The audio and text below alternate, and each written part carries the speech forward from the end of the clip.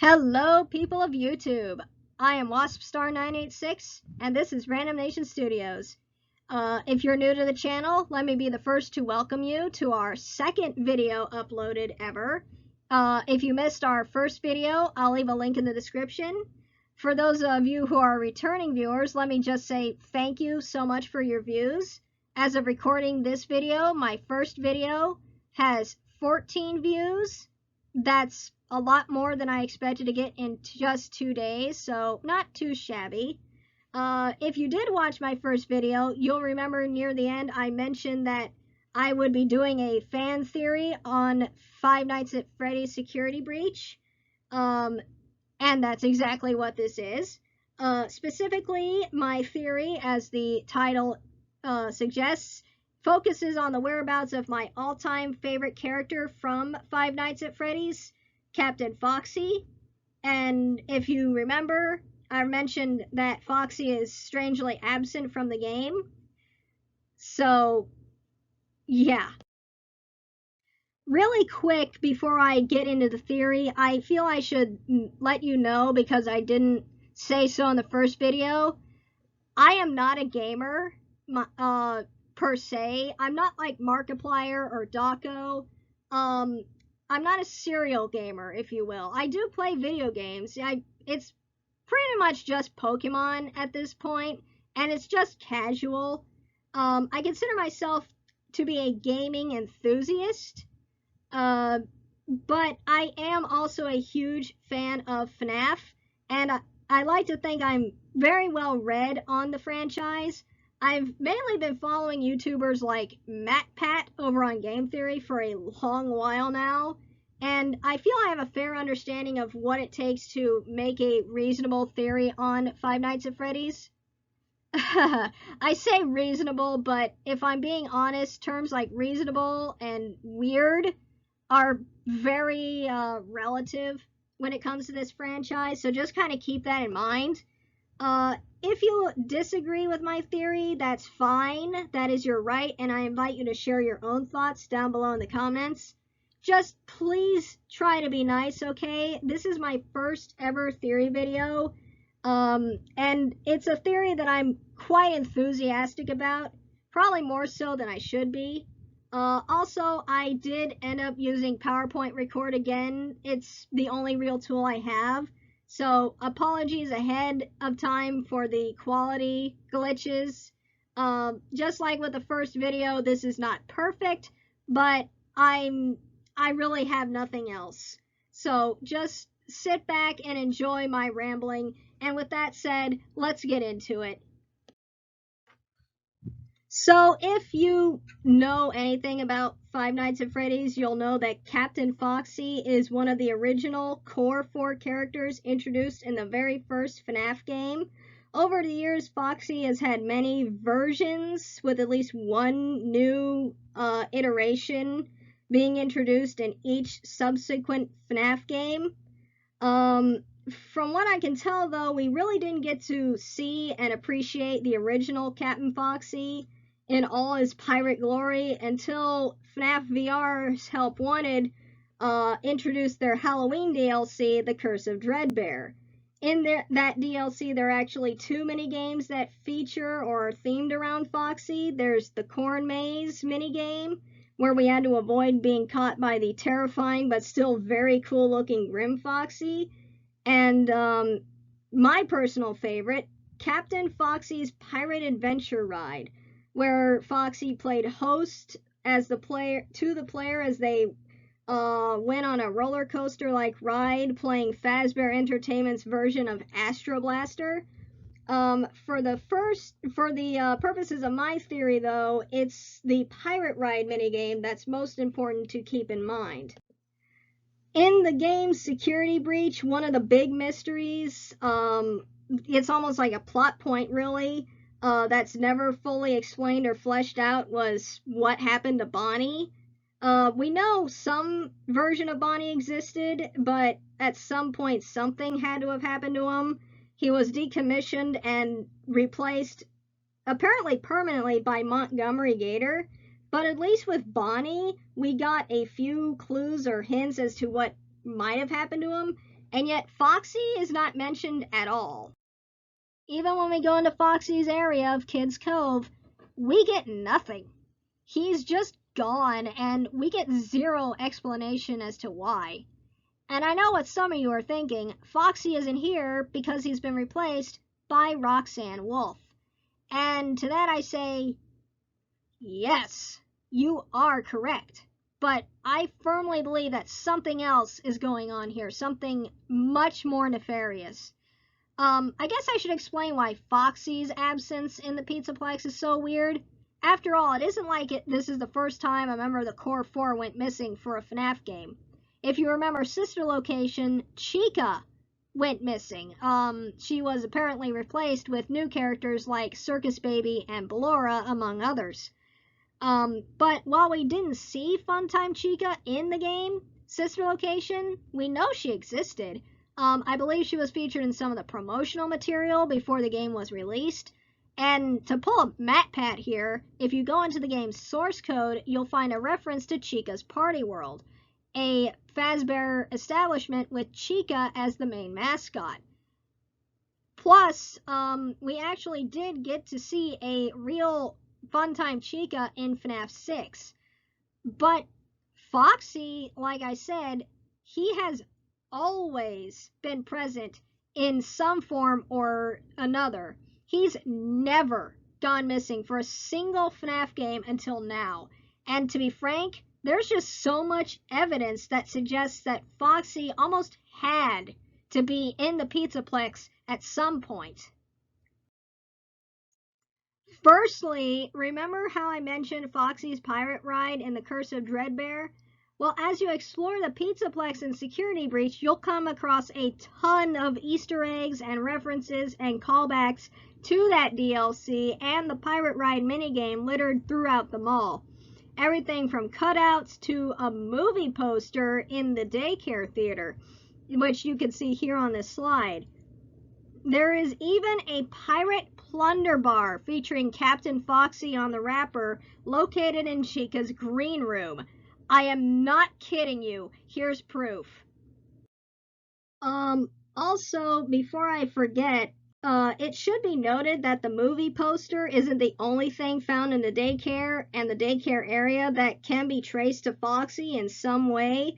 That seems very, very suspicious to me, and I plan on touching on that a little bit in my next theory video.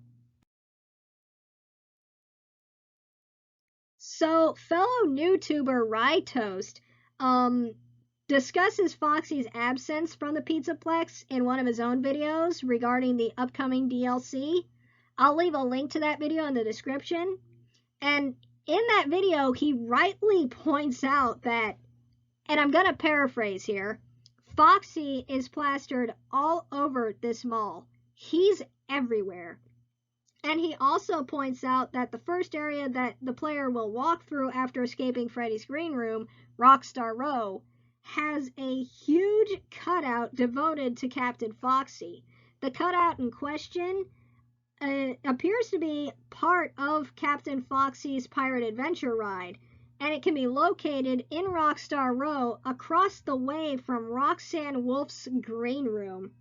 Again, there are several other parts from this ride found throughout the mall.